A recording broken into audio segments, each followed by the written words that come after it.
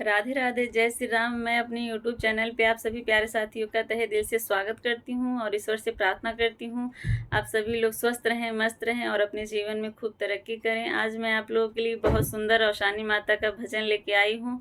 आप लोग सुनिए, पसंद आया तो वीडियो को लाइक करिएगा और मेरे चैनल पे नए हैं तो मेरे चैनल को सब्सक्राइब करिए और मेरा गाना कैसा लगा कमेंट बॉक्स में ज़रूर बताइएगा। Thank you.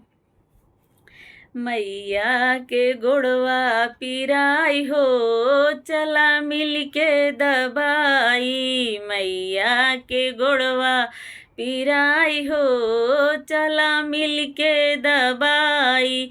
मिल के दबाई सखी, मिल के दबाई। मैया के गोड़वा पिराई हो, चला मिल के दबाई।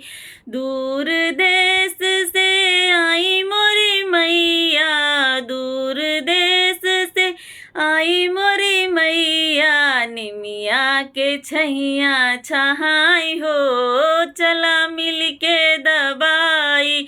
निमिया के छैया छहाई हो, चला मिल के दबाई। मैया के गोड़वा पिराई हो, चला मिल के दबाई। मैया के गोड़वा पिराई हो, चला मिल के दबाई। सेवा देखी मैया मगन भई है, सेवा देखी मैया मगन भई है। बोली सभई से मुस्काई हो, चला मिल के दबाई। बोली सभई से मुस्काई हो, चला मिल के दबाई। मैया के गोड़वा पिराई हो, चला मिल के दबाई। मैया के गोड़वा पिराई हो, चला मिल के दबाई।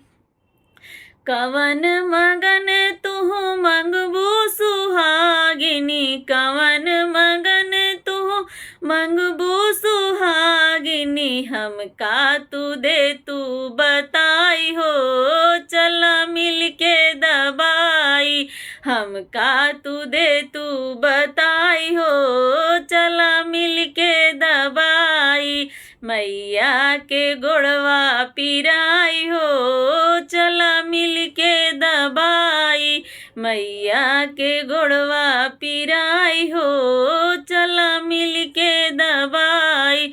दूधवा यौ पुतवा से भरा रहई अंगना, दूधवा यौ पुतवा से भरा रहई अंगना। सजना अमर होई जाई हो, चला मिल के दबाई। सजना अमर होई जाई हो, चला मिल के दबाई। मैया के गोड़वा पिराई हो, चला मिल के दबाई। मैया के गोड़वा पिराई हो, चला मिल के दबाई।